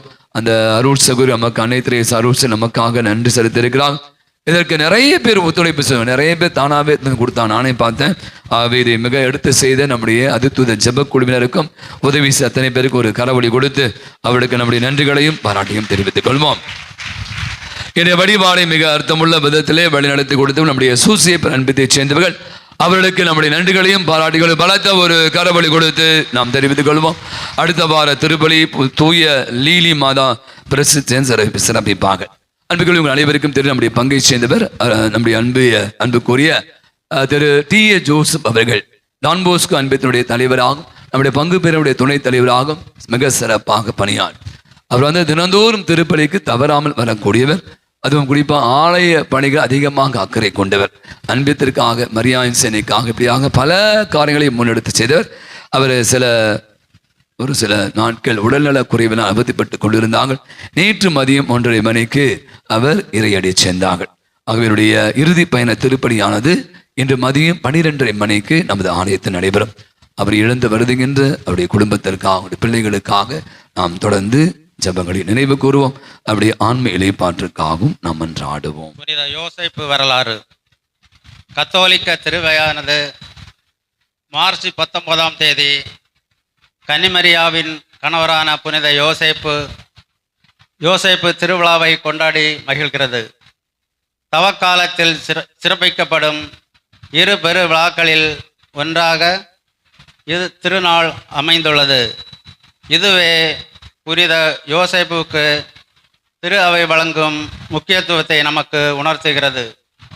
மத்தேயு, லூக்கா ஆகியோர் எழுதிய நற்செய்தி நூல்கள் இயேசுவின் குழந்தை பருவத்தில் யோசேப்பின் பங்கு எவ்வளவு முக்கியத்துவம் வாய்ந்தது என்பதை எடுத்துரைக்கின்றன. புனித யோசேப்புக்கு மார்ச் 19ஆம் தேதி திருவிழா கொண்டாடும் வழக்கம் 10ஆம் நூற்றாண்டில்தான் மேற்கத்திய திரு அவையில் உருவானது.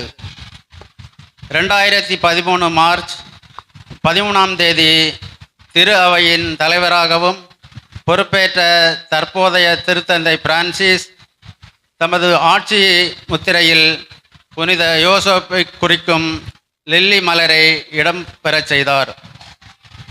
அதே ஆண்டிலேயே அனைத்து நற்கருணை மன்றாட்டுகளிலும் புனித யோசேப்பின் பெயரை அவர் இணைத்தார். உறங்கும் புனித யோசேப்பின் பக்தி உலகின் பல இடங்களுக்கும் பரவுவதற்கு திருத்தந்தை பிரான்சிஸின் அனுபவமே காரணம் என்பது உண்மை. புனித யோசேப்பு நம் ஒவ்வொரு குடும்பங்களுக்கும் தலைவராகவும் பாதுகாவலராகவும் திகழ்கிறார். நமது வாழ்வும் கடவுளுக்கு உகந்ததாக அமைய புனித யோசேப்பு உதவி செய்வாராக. புனித யோசேப்பே எங்களுக்காக வேண்டிக் கொள்ளும். அன்புக்குரிய இந்த கடந்த ஜூன் மாதத்திலிருந்து இந்த மாதம் வரை நம்மோடு பயணித்தவர் நம்முடைய அருள் சகோதரர் அஜாக்சன் அவர்கள். நம்முடைய பங்கிற்கு ஒவ்வொரு சனிக்கிழமை ஞாயிற்றுக்கிழமை ஆகிய நாட்களிலே வந்து மறைக்கல்வி மற்றும் நம்முடைய இளையோர் குழு மற்றும் நம்முடைய திருவழிபாட்டு குழு பிள்ளைகளோடு அந்த ஆல்டர் பாய்ஸ் என்று தன்னை இணைத்து கொண்டு பல காரியங்களை முன்னெடுத்து மிகுந்த பொறுப்போடு செய்தவர்.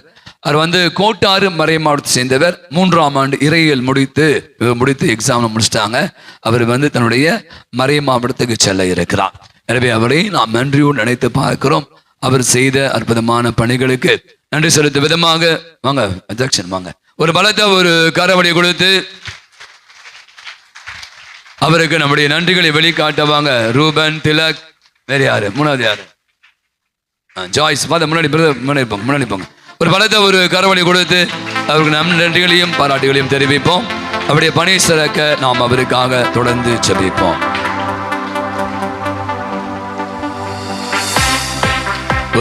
ஒரு 5 நிமிடம் மட்டும்தான் இந்த ஆண்டு நான் சொன்ன மாதிரி நம்முடைய இவங்க இருக்காங்க வேறு மறைக்கல்வி ஆசிரியர் அவங்க எல்லாருமே பார்த்தீங்கன்னா ரொம்ப கடமை உணர்வோடு பொறுப்போடு கூட அருமையான பணிகளை செய்து கொண்டு இருக்கிறார்கள். எனவே அவர்களுக்கு நன்றி செலுத்துகிறோம். அவருடைய பெயர்களை வாசிக்க மிக வேகமாக வந்து இந்த பரிசுகளை பெற்றுச் செல்லுமாறு கேட்டுக்கொள்கிறேன். திருப்படி முடிந்தவுடனே நமக்கான இந்த ஆண்டு விழாவான துவங்கும். பிரதர் பாஸ்டா.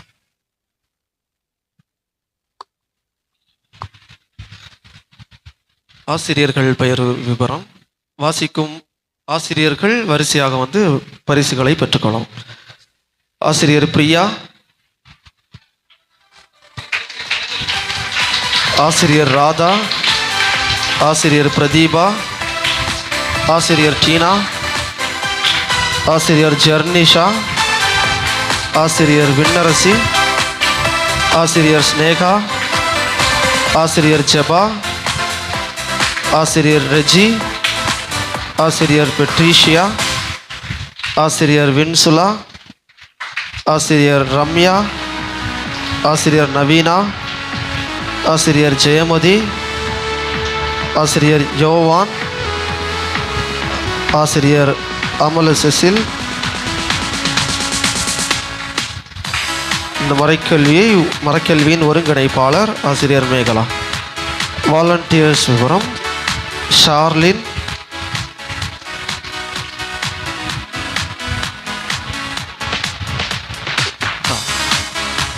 இவர்கள் இந்த ஒரு வருடமாக குழந்தைகளுக்கு சிறப்பாக கடமையாற்றியவர்கள். ஷார்லின், ஹியூலி, ஜெகதீஷ், விஸ்வா, ரெனால்ட், ஆண்ட்ரோ, Vicky, Stephen, Rohit, Ronald, Infant, Joshua. ஆசிரியர்களுக்கும் அனைத்து தன்னார்வலர்களுக்கும் பாராட்டுக்களும் நன்றிகளும்.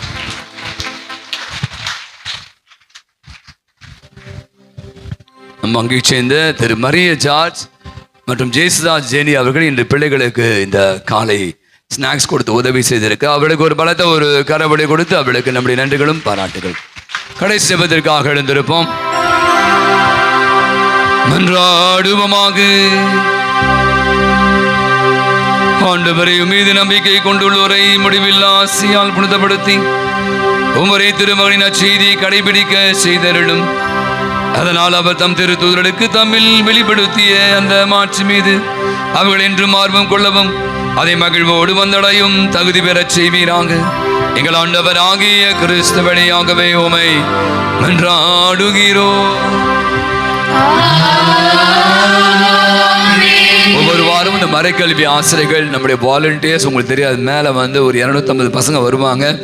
அவருக்காக நேரத்தை செலவழித்து இந்த பிள்ளைகளுக்காக அதிகமாகவே நிறைய கற்றுக் கொடுத்துருக்காங்க. நம்முடைய அருள் சகோதரர் இருக்காங்க. அவே வாலண்டியர்ஸ் அவங்க தருகிற உணவாக இருந்தாலும் மற்ற விஷயங்களை வாலண்டியர்ஸ் வந்து தொடர்ந்து உதவி செய்து கொண்டு இருக்கிறார்.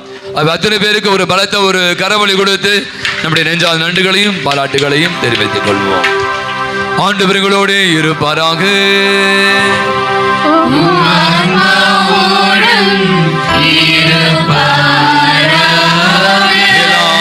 இறைவன் தந்தை மகன் தூய ஆவி உங்கள் அனைவரையும் நிறைவாய் ஆசீர்வதிப்பாராக.